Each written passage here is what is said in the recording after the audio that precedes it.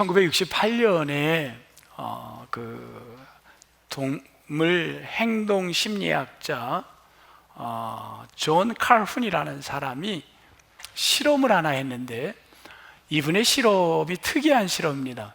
제가 여러분을 그 실험으로 한번 초대해 보겠습니다. 뭘 갖고 실험을 했냐면, 뭐 갖고 했을 것 같아요? 쥐를 갖고 시험을 했습니다. 네.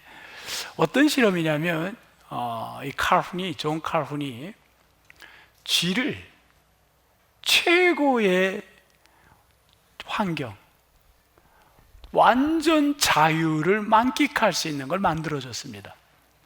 쥐 내쌍에다가 먹을 거를 풍요롭고, 물도 항상 깨끗한 물이 나오고, 쥐들이 좋아하는 터널도 만들어주고, 심지어 쓰레기통까지 만들고, 완전히 쥐에게 유토피아 세상을 만들어줍니다.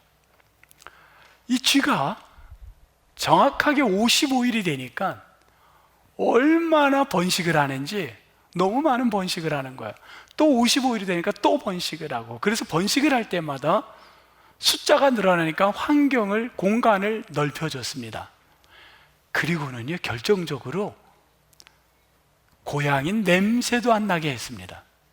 스트레스 받지 말라고 완전 자유를 만들어줬어요. 여러분, 어떻겠어요? 좋아요, 안 좋아요? 좋아요, 안 좋아요? 엄청난 유토피아 세상을, 자유를 누리게 해줬어요. 우리 여기 집사님도 쥐 실험하신다는데 자유를 주세요, 쥐에게. 이 쥐가 너무 행복해하는 거예요. 그런데 정확하게 실험의 결과입니다. 제 얘기가 아닙니다. 이 존 칼훈이 315일이 되는 날, 뜬금없는 일이 생긴 겁니다. 315일이 되는데 급상향을 하고 있던 성이 갑자기 천천히 하향이 아니라 아예 멈춰버린 겁니다. 315일이 되는데 더 이상 출산을, 번식을 안 합니다. 암컷이. 그리고 새끼를 돌볼 생각을 안 합니다. 그리고 수컷은 영역을 지킬 생각을 안 합니다. 뭐 하냐? 그들은 자기 일만 하는 겁니다. 자기 일. 어떤 일? 자기 보살피는 거. 이건 제 생각이에요. 거울 보고 앉아 있는 거예요, 그냥. 그리고는 밥만 먹고 잠만 자고 거울만 보는 거야. 이건 제 얘기예요. 착각하지 마세요. 어쨌든 존 칼훈은 깜짝 놀라는, 생각하지 못한 결론을 유추한 겁니다. 왜 이러지? 이게 어떻게 된 거지? 그렇게 이 연구는 마치게 됩니다. 그런데 이 연구 결과를 갖고 많은 학자들이 이걸 갖고 자신의 분야에 응용하기 시작합니다. 작년 10월 11일 미국 사람 로렌스 리드라는 사람이 이 실험을 갖고 뭘 했냐면, 이분은 복지국가에도 이걸 접목을 시켜봅니다. 저는 그래서 이 실험을 알게 됐어요. 복지에 대한 관심이 많기 때문에. 과연 복지국가가, 자, 제목은 이런 겁니다. 로렌스 리드는 뭘 했었냐면요, 존 칼훈의 쥐 실험을 통한 복지국가의 고찰, 이렇게 했습니다. 제목이 멋있어요? 안 멋있어요? 멋있어. 왠지 모르게 멋있어. 결론은 복지국가, 인간에게 끝없는 자유를 주는 복지의 혜택을 다 줬을 때 결과는 어떻게 될까? 라는 질문을 인문 분야답게 던져만 놓은 거예요. 해답은 본인이 줄 수가 없으니까. 그런데 그 복지국가의 이 논증을 뭘로 했냐면 존 칼훈의 연구물을 갖고 제시한 겁니다. 자, 저는 오늘 주제를 복지는 아닙니다. 저의 주제는 자유라는 걸로 한번 고민을 했습니다. 많은 고민을 하게 됐습니다. 자유는 뭔가? 저의 고민은 첫째, 자유는 뭔가에 대한 고민이었습니다. 진정한 자유는 뭘까? 왜냐하면 세계 역사 히스토리를 보면요, 자유를 얻게 하기 위해 싸웁니다. 그리고 그 자유를 쟁취하기 위해서 투쟁을 하고 백성들을 동원시키고, 리더는 자유라는 큰 주제를 던져서 사람들을 팔로우를 따라오게 했어요. 근데 지금 여기는 자유에 대한 문제 제기를 하는 실험 아닙니까? 그렇다면 자유가 뭔가 하는, 여기에 저의 고민이 놓여 있게 된 겁니다. 자유는 뭔가? 그런데 오늘 성경의 32절에 예수님이 이런 얘기를 하는 거예요. 진리가 너희를 뭐 한다 그랬어요? 자유하게 한다. 그럼 예수님은 자유를 선언했다면, 지금 과학자는 자유에 대한 한계점을 얘기를 했는데 예수님은 자유를 선언했단 말이에요. 자유가 복처럼 말을 한 거예요. 그렇다면 여기에서 세상에 말하는 자유와 주님이 말하는 자유의 차이가 뭘까 하는 걸로 이제 저의 논지를 좁혀 보겠습니다. 세상에서 말하는 자유와 성경에서 예수님이 말하는 자유는 어떤 차이가 있는가에 대한, 여기에 대한 갈증과 알매에 대한 고민을 하게 되었습니다. 우선은 시작부터 하나하나 풀어가기로 했습니다. 오늘 예수님이 이 말씀을 하게 된 배경은 어떤 거냐? 지난주의 말씀을 보면은 초막절 끝날 무렵 갈등, 초막절에 대한 이야기가 많이 나왔잖아요. 그때 그 예수님의 논증을 막 하던 사람들이 30절에 뭐라 그러냐면요, 30절을 봅시다. 그게 차라리 낫겠어요. 30절 간단해요. 30절은 같이 한번 읽을게요. 시작. 이 말씀을 하심에 많은 사람이 믿더라. 초막절에 예수님이 그 논쟁하는 질문들에게 대답을 다 했더니만 사람들이 예수님을 믿더라. 여기서 사람들은 누구냐면 유대인들입니다. 그 예수님에 대해서 욕을 했던 그 유대인들, 그들이 믿더라. 놀라운 일이에요? 놀라운 일이 아니에요? 여러분, 유대인들, 그렇게 예수님을 막 못 살게 했던 그분들이 믿었다, 믿게 됐다. 그러면 놀라운 일이에요? 놀라운 일 아니에요? 놀라운 일이죠. 근데 예수님은 이걸 놀라운 일로 안 받아들여요. 여기에 문제가 있다고 보는 겁니다. 이들의 믿음은 순수한 믿음이 아니라 자신들이 보니까, 계산해 보니까 차라리 예수를 믿는 게 나은 것 같아요. 이득이 있을 것 같아서 믿는 것 같아요. 우리 눈에는 놀라운 일로 보이는데 예수님의 눈에는 그거를 볼 수가 있었나 봅니다. 이들에게 예수님이 이야기하는 게 오늘의 본문입니다. 뭐라 그러셨냐면요, 내 말에 거하면, 너희들이 지금 제자가 된다면 이거 갖고는 안 돼. 진짜 나를 믿니? 그러면 제자가 돼야 되는데, 제자가 되려면 조건이 있어. 어떤 조건인지 아니? 31절, 내 말에 거하면. 여러분, 성경에 내 말에 거하면을 찾아보셨나요? 밑줄을 한번 거보실래요? 저는 이 말이 오늘 스타트하는데 굉장히 중요합니다. 내 말에 거하면. 이 내 말에 거하면을요, 영어 버전으로 하면요 다 틀려요. 여러 가지가 있는데 이렇게 시작하는 영어 버전이 있어요. 여러분이 갖고 있는 영어 버전은 뭘로 시작하는지는 모르겠습니다만, Live as I 뭐라 했어요? Tell you. 내가 너에게 말할 대로 살면 하는 거겠죠. 그 다음에 뭐냐? 붙잡는 거, hold. 붙잡으라는 거야. Hold to my teaching. 내가 가르친 대로 붙잡아라. 둘 다 거한다라는 말송에 teaching, tell, 이 말이라는 거하고 연결이 돼 있어요. 지금 거한다라는, 우리말로 거한다에다가 teaching과 tell. 근데 요거는 조금은 막연해요. 제가 독일어를 가지고 이해가 확실하게 왔습니다. 독일 말에는요, 저 거한다라는 말이 아주 분명하게 이 tell, 말한다라는 거하고 의미가 통해요. 왜냐하면 독일어에서 거한다를 뭐라고 그러냐면요, 게포렌이라고 말을 해요. 게포렌. 우리 말에는 그 오에 우물라우트 붙는 게 없어요. 그런데 독일 사람들이 게포렌, 제가 이 T를 EN으로 바꿔달라고 했는데 안 바꿔 있군요. 네, 괜찮아요. 게포렌, 이 게포렌, 이게 뭐냐면 거하다라는 거예요. 거하다. 근데 이 거한다라는 게 Ich gefähre zu dir, 나는 너에게 거했어, 너에게 속했어 하는 말입니다. 근데 이 게페렌이라는 말이 어원이 어떻게 오냐면요, 어디서 왔냐면 게를 뺀 걸 하면 뭐가 돼요? 회렌이 돼요. 회렌. 회렌이 뭐냐면요, 듣는 거예요. 듣는 거. 그러니까 거하는 거는 듣는 거예요. 내가 듣는 게 거하는 거예요. 근데 듣는 거가 뭘 거해? 그럴 수가 있는데 이 듣는 게 그냥 듣는 게 아니라 조금 한 단계 더 나갈게요. 독일 말에 이 게페렌이 이 듣는다인데 이 말하고 유사 언어가 뭐가 있냐면요, 게호렌이잖아요. 게호르잠, 게페르잠, 뒤에가 잠 하면요 뭐가 되냐면요, 순종하다예요. 순종하다. 자, 정리합니다. 우리 어려웠는데 정리합니다. 거한다라는 건 뭐예요? 듣는다는 거예요. 그냥 듣는 게 아니라 순종할 정도로 듣는 거예요. 이게 뭐다? 거하는 거예요. 이해가 돼요?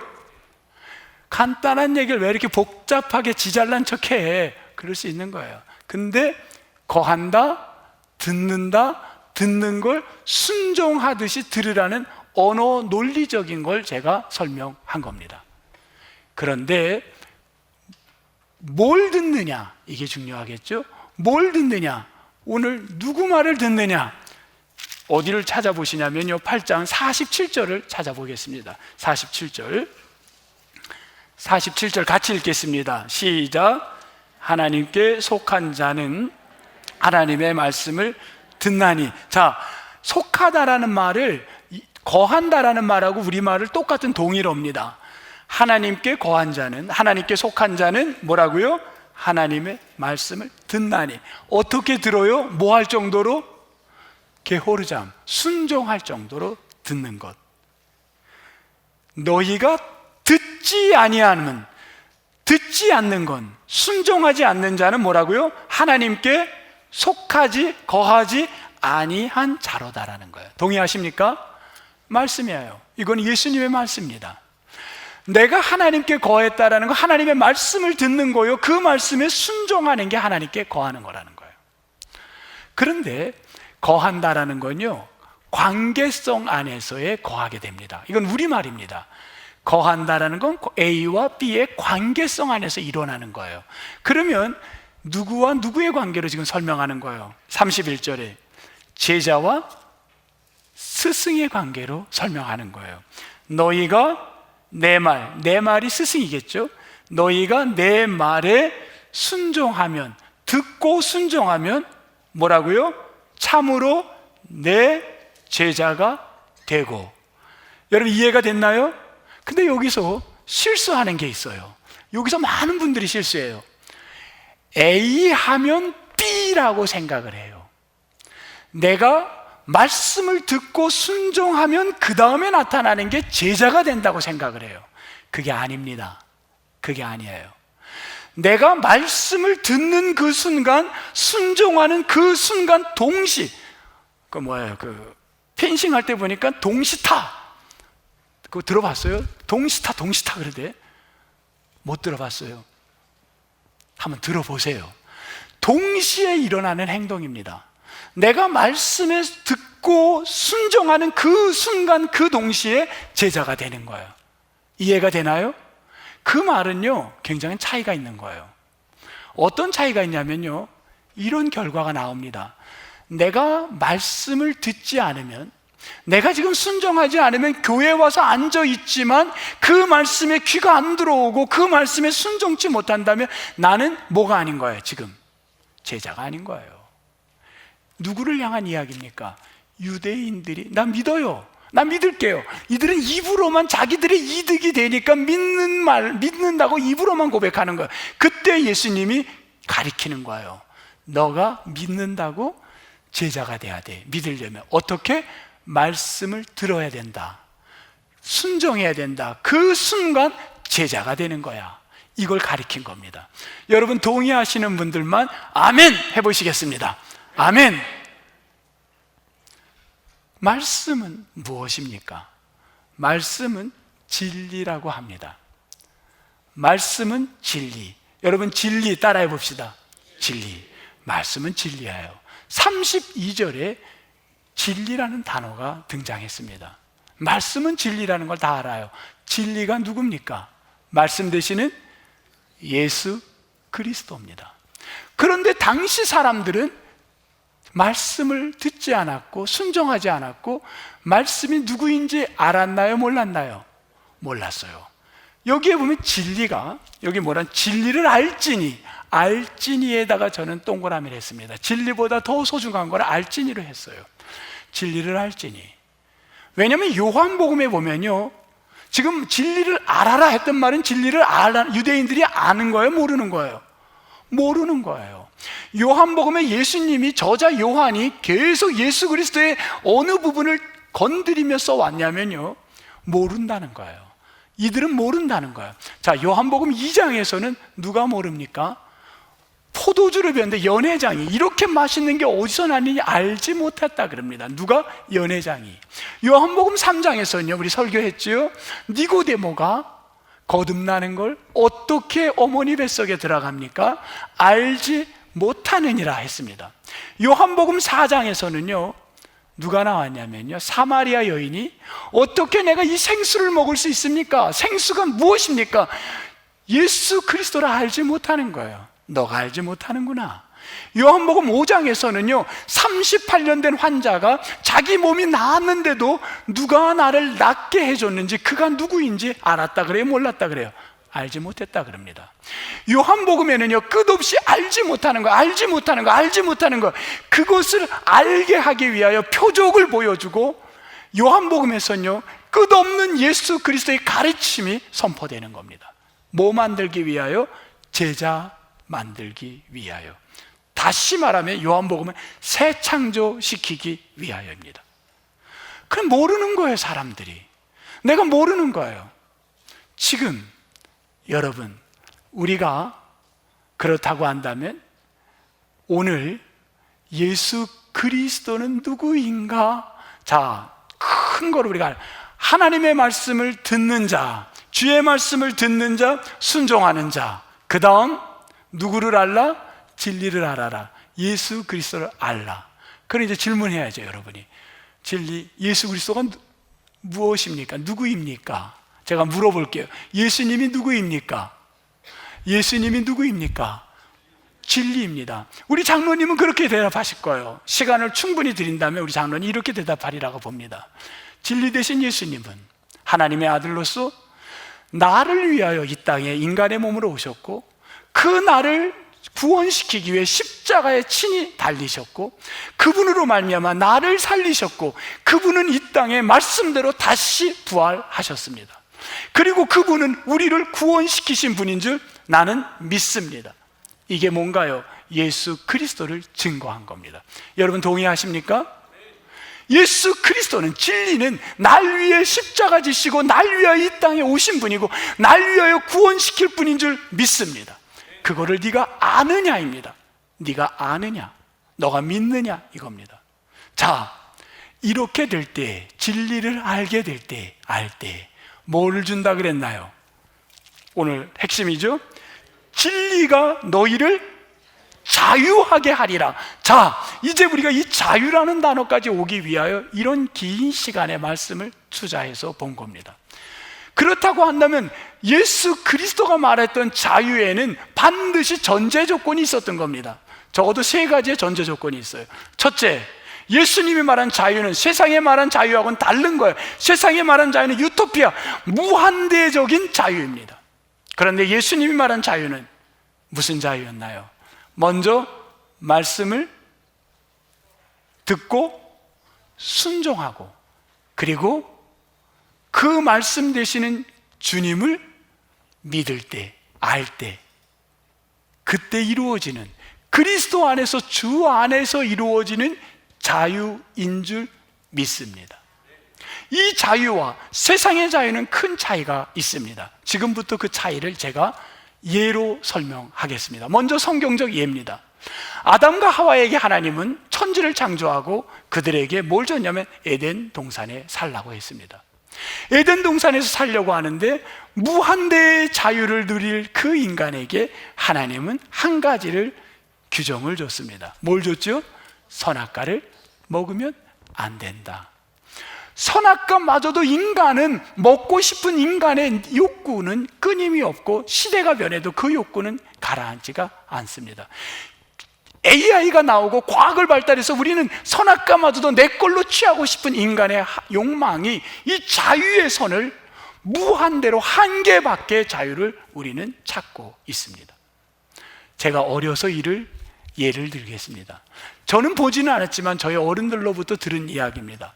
제가 아주 어렸을 때, 기어다닐 때, 아마 보통 여성들이 그 시대에 다 그랬을 겁니다. 일을 해야 되는데, 바깥에서 마당에서 빨래도 해야 되고 일을 해야 되는데, 아기가 응애응애 울면 어떻게 해요? 일을 못해요. 그러니까 일을 해야 되니까 어떻게 합니까? 바깥에서 마당에서 일을 하려니까 마루에, 이런 마루, 나무가 된 마루가 있었고, 그 마루에 딱 하면 여기 이렇게 유리로 된 문이 있어요. 문을 드르륵 열으면요, 이게 문이 열려. 그럼 여기에 뭐냐면 돌로 된 이렇게 층계가 있어. 그리고 여기에 돌멩이가 이만한 두께로 꼭 이거 뭐죠? 다듬이? 그런 거 같은 걸 딱 올려서 여기다 신발을 벗어놨어요? 안 벗어놨어? 벽돌? 아, 대돌. 장로님 우리 집에 살아봤어요? 어떻게 잘하시지 저렇게? 다 그랬어요. 그 대돌에다가 신발을 딱 벗어놓고 그리고 올라간단 말이야. 그러면 여기 아기가 여기서 노는 거야. 그러면 엄마들이 어떻게 했나요? 너 거기서 놀아라 그러면 아기가 예 하고 거기서 놀아요? 안 그래. 그러니까 이 말썽꾸러 아기를 어떻게 봤습니까? 아기 집안의 기둥에다가 끈을 묶고, 어디다가 묶고? 아기 머리에다가, 발에다가, 하여튼간에 어디다 묶었겠지. 장로님은 발에 묶였어요? 저는 허리에다 묶였대. 근데 어쨌든 묶어. 그러면 이 애가 어디로 도는가? 막 돌아다니는 거예요. 어디까지? 아이의 제한은 어디까지입니까? 여기까지입니다. 그게 아이에게 자유인가요? 자유가 아닌가요? 아이에게 엄마가 준 최고의 자유인 겁니다. 그 아이에게 만약에 네가 선악과를 먹으면 안 된다라는 그것마저도 줘버리면 이 아이는 어떻게 되나요? 그 아이는 떨어질 수밖에 없는 겁니다. 여러분, 하나님은 우리에게 세상의 유토피아 자유는, 인간이 추구했던 역사의 자유는 무한대의 자유인지는 모르겠습니다만, 쥐 실험에서 결과에서 부정적이 나왔던 건 그 쥐에게 무한대의 자유를 줬는지 모르지만, 성경에서 예수님의 자유는 반드시 경청, 들어야 되는 것, 순종해야 되는 것, 그 말씀이 누군지를 알아야 되는 것, 이게 제한된 자유인 겁니다. 이 안에서 너희가 자유를 얻으라는 거예요. 여러분 동의하십니까? 그런데 유대인들은 아멘하지 않았습니다. 그 말을 딱 듣는 순간 그들은 질문했습니다. 그 질문이 다음 구절입니다. 32절. 뭐라고 질문을 했냐면, 우리는 아브라함의 자손으로 지금까지 자유로운데 무슨 새로운 자유를 이야기합니까? 라고 질문을 했습니다. 우리는 자유로운데 뭔 자유를 또 얘기합니까? 그렇게 얘기를 한 겁니다. 여러분, 유대인들이 자유로웠나요? 역사적, 정치적으로 자유롭지 않았습니다. 애굽의 속국이었었고, 애굽의 포로로 있었고, 아스루와 바벨론의 포로로 있었고, 지금은 로마의 속국으로 있는 겁니다. 그런데 이들이 우린 자유롭다고 한 건 이유가 있습니다. 뭐냐? 아브라함의 자손이라는 영적 교만입니다. 선민의식인 거예요. 이게 그들을 지배하고 있기 때문에 우리는 하나님의 선택받은 백성으로 지금도 당신이 말한 그거 관계없이, 듣고 순종 그런 거 관계없이 아브라함의 자손이기 때문에 우리는 자유하고 우리는 이미 그 복을 얻었다라고 이야기를 하는 겁니다. 예수님은 그 부분에 논쟁하지 않았습니다. 인정해 줬어요. 아브라함의 자손인 줄 안다. 그런데 그 다음 구절을 끝까지 여러분이 쭉 읽어보면 예수님이 하신 말씀을 끝까지 읽으면 어떤 얘기냐면, 아무리 아브라함의 자손일지라도 너가 그 말씀을, 아브라함의 말을, 나의 아버지, 예수님이 그래서 나의 아버지는 이것을 해라고 했는데 너의 아버지는 그걸 하지 말랐다 한다면 너는 죄의 종이라, 이렇게 얘기를 합니다. 아버지의 말씀에 순종하는 자, 아브라함의 아들로서가 아니라 그 아브라함의 아들이라는 좋은 특권을 갖고 있어도 네가 말씀을 듣지 못하고 순종하지 못한다면 그것은 너에게 죄의 종이라는 겁니다. 여러분, 이왕이면 우리 신앙생활 하는 건 아버지의 아들이 되기를 축복합니다. 아버지의 아들은 오늘 말씀해 보니까 거하는 축복이 있다는 거예요. 들을 수 있고 순종할 수 있는 게 축복이라는 거예요. 여러분, 아버지의 아들은 그 집에 머물 수가 있는 겁니다. 그리고 그 집에 머무는 것만이 아니라 내가 인간인지라 어느 순간 죄로 달려갔을지라도 다시금 그 집으로 갈 수 있는 기회를 가진 자입니다. 그리고 아버지의 모든 것은 나의 재산인 겁니다. 이 특권, 이 하나님의 엄청난 창세기부터 흘러나오는 이 특권을 이 아브라함의 자손들에게 주기를 원했지만 그들은 그것만 의지했던 거예요.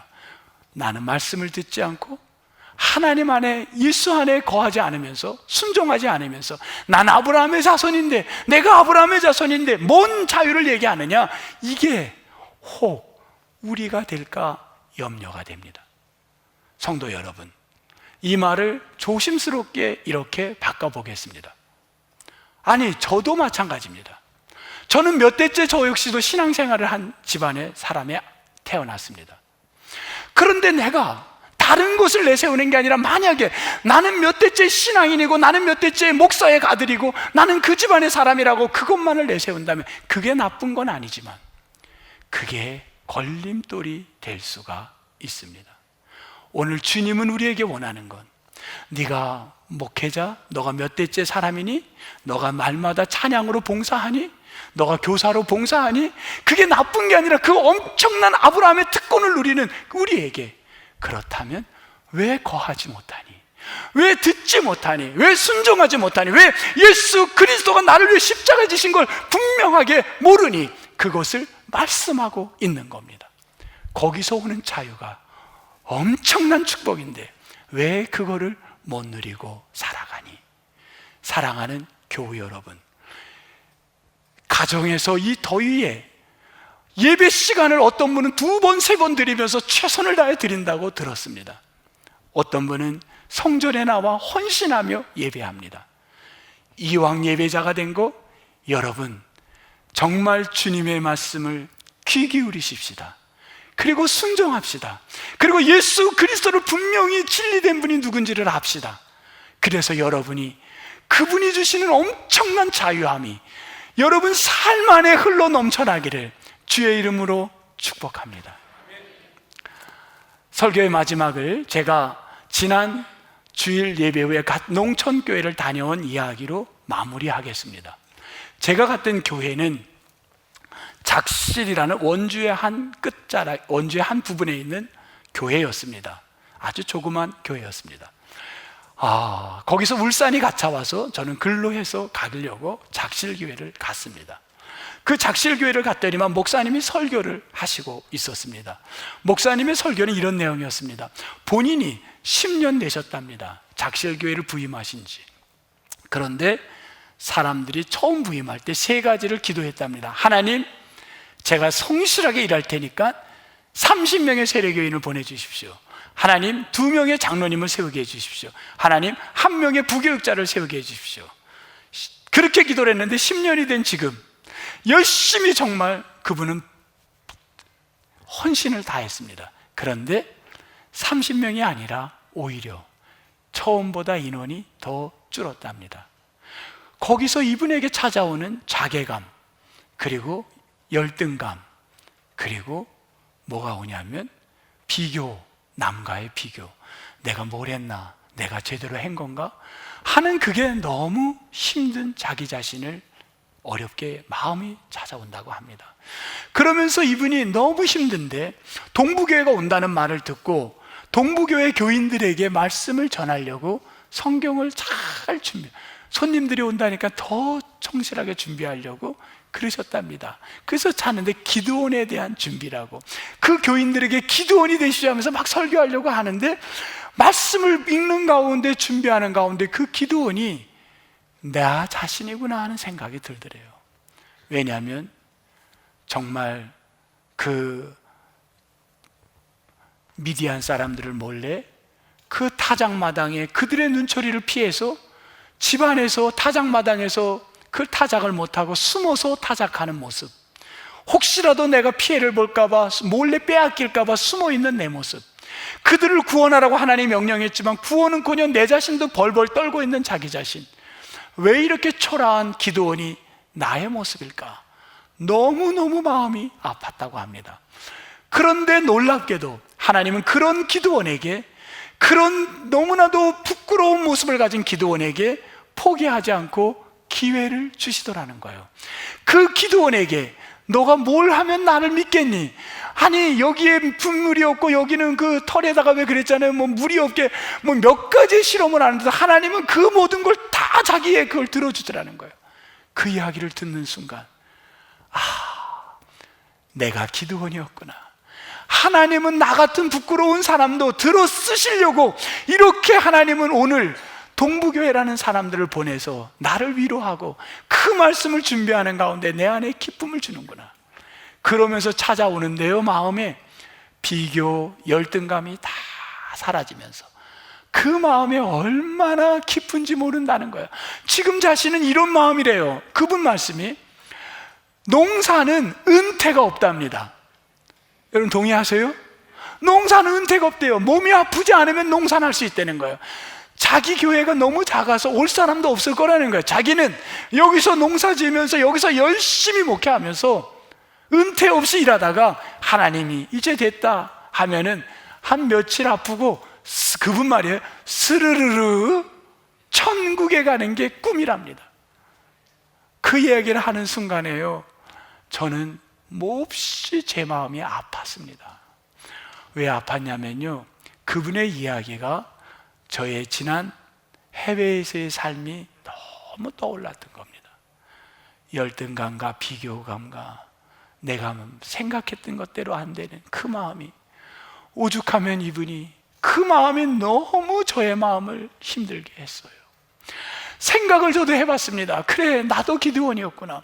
그렇다면 나는 무엇으로 힘을 얻었나 생각해보고 또 생각을 해봤지만 대답은 분명합니다.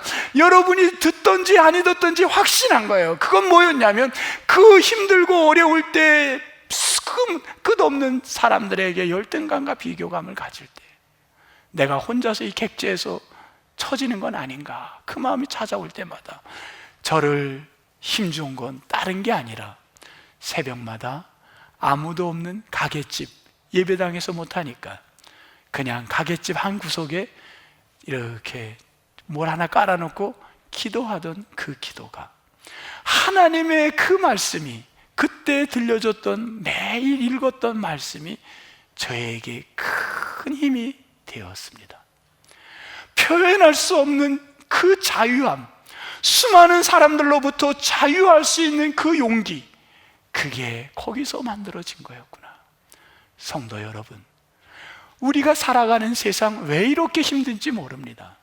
어떤 분은 직장에서 승진이 시기마다 이게 뭔지, 이 기회를 놓치게 되면 나에게 오는 이 가정에 찾아올 이 무거운, 이 막중한 이 무거움, 이 무게를 이걸 어떻게 견딜 수 있는지, 또 어떤 이들은요, 너무너무 고통스러운 직장의 그 관계성 때문에 가고 싶지가 않는 어려움들, 표현할 수 없는 아픔들, 수만 가지 일 속에 우리를 진정한, 우리에게 유토피아와 같은 진정한 자유는 우리에게 그냥 막연히 오는 게 아니라 말씀을 듣고 그 말씀에 순종하고 그리스도를 분명히 알아갈 때 진리가 주는 자유가 우리 속에 가득가득 넘쳐나게 될 줄 믿습니다.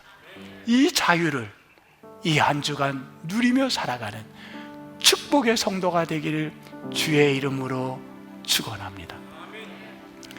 저는 이 설교를 어제 이렇게 하고 마무리를 딱 하고 덮는데 제 머릿속에 떠오른 찬송이 하나 있었어요. 그 찬송은 아주 쉬운 거예요. 뭐냐면 나 자유 얻었네, 너 자유 얻었네, 누구 얻었네? 우리 자유 얻었네. 여러분 한번 기억나시는 분들 조용히 불러봅시다. 시작. 나 자유 얻었네, 너 자유 얻었네, 우리 자유 얻었네.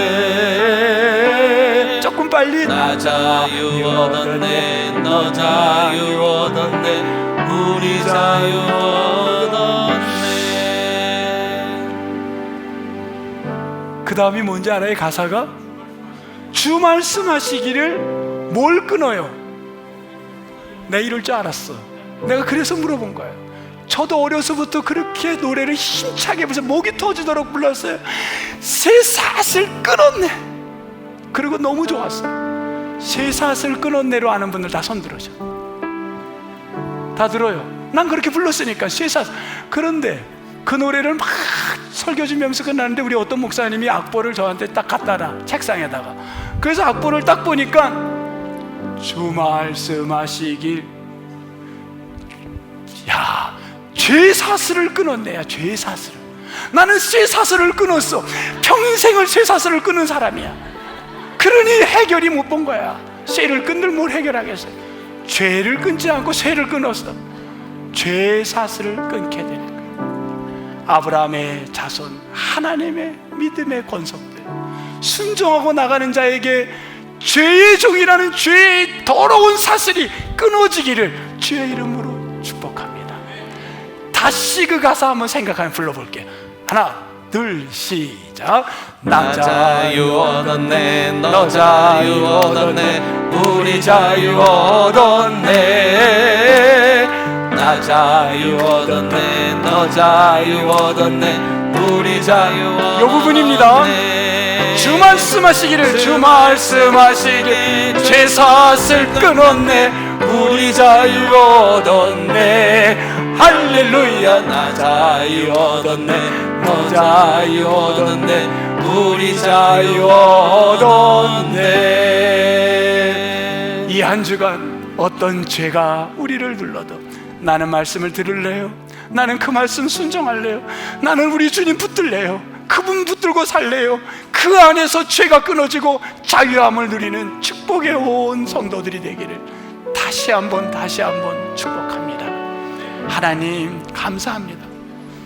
수 없는 우리는 하루살이처럼 하루가 버겁고 지치고 이 기회를 놓치면 난 끝인데, 이번이 마지막 나에게 온 기회인데 어떻게 하나 너무 두렵고, 언제까지 이곳에서 내가 버텨야 되는가. 친구들은, 이웃은, 다른 사람들은, 다른 사업은 소문이 오늘 저녁에 평가하면 거기는 어느 정도의 수입을 올렸다는데 난 이게 뭔가. 끝없는 인간은 우리를 속박하는 끈들이 있어요. 오늘 말씀이 분명합니다. 너 그런데 얽매이지 말고 그 시간에 주의 말씀 들어라. 그리고 순종해라. 주님을 알아라. 그러면 진리가 너 마음속에 똑같은 환경이라도 자유함을 선언하느니라. 아멘. 이 삶의 기쁨이 넘치게 도와 주옵소서. 이 한 주간 우리 성도들 지켜 주옵소서. 예수님 이름으로 기도합니다. 아멘.